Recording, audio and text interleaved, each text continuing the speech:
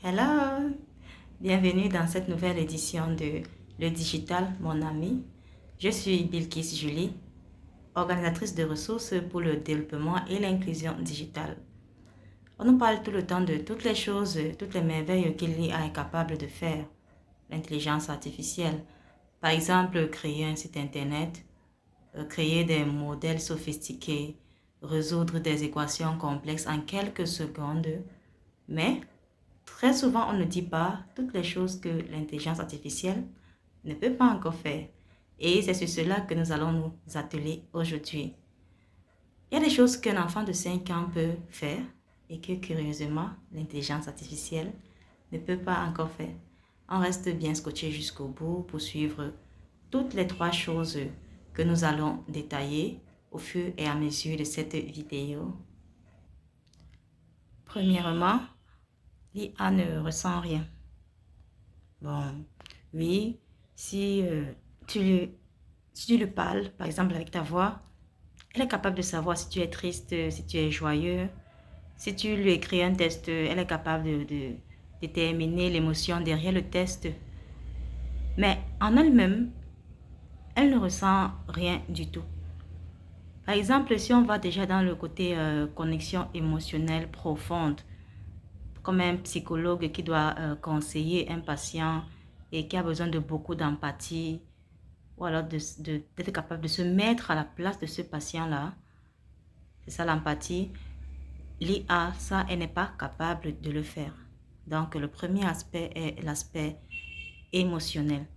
L'IA a beau être un beau poète, une personne qui analyse les émotions, mais tout ce qu'elle dit, elle se repose sur tout ce qu'on lui a donné comme information. En elle-même, dans sa biologie, contrairement à la biologie humaine, l'IA n'est pas capable de ressentir des émotions. Donc, les gens qui arrivent à un niveau où elles sont très intimes avec l'IA. Oh, l'IA, c'est mon petit ami.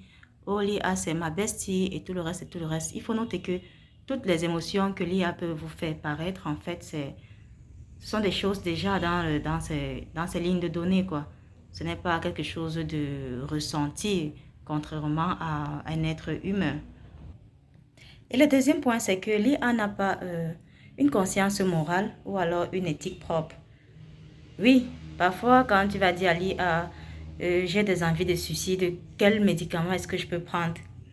Et puis elle va te dire, je ne suis désolée, je ne suis pas habilitée à répondre à cette question. Ou alors des messages similaires. En fait, c'est pas parce qu'elle a une conscience morale qu'elle le dit, hein. C'est simplement parce que dans ses lignes de données, dans ses règles de sécurité, il y a des barrières, il y a des garde-fous qui l'interdisent de donner certains conseils, certains types de conseils. Par exemple, tu demandes, j'ai besoin d'une idée pour braquer une banque, telle banque par exemple.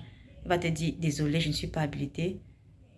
Un être humain peut te le dire parce que c'est sa conscience qui le pousse à le dire. L'IA te le dit parce que c'est la conscience de quelqu'un en fait qu'on a mis à l'intérieur. Je ne sais pas si tu comprends un peu.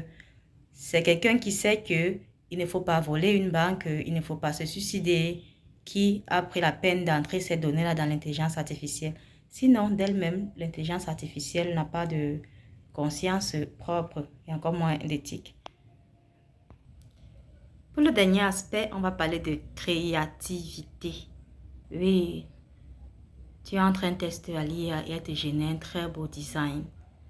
Oui, tu entres quelques règles ou alors quelques informations et on te génère une très belle vidéo.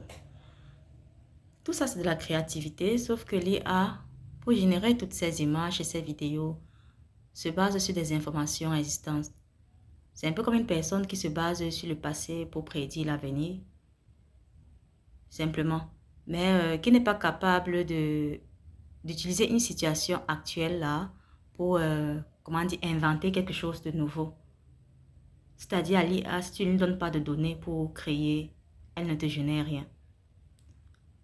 Et aussi, elle te génère quelque chose parce qu'il y a toute une base de données qui est déjà là à l'intérieur d'elle. Si tu lui dis, je veux un design pour une publicité de... Peut-être une publicité de quoi par exemple? Une publicité d'ordinateur, oui. Elle va se baser sur des anciennes publicités d'ordinateurs qui sont dans sa base de données pour te générer quelque chose, simplement.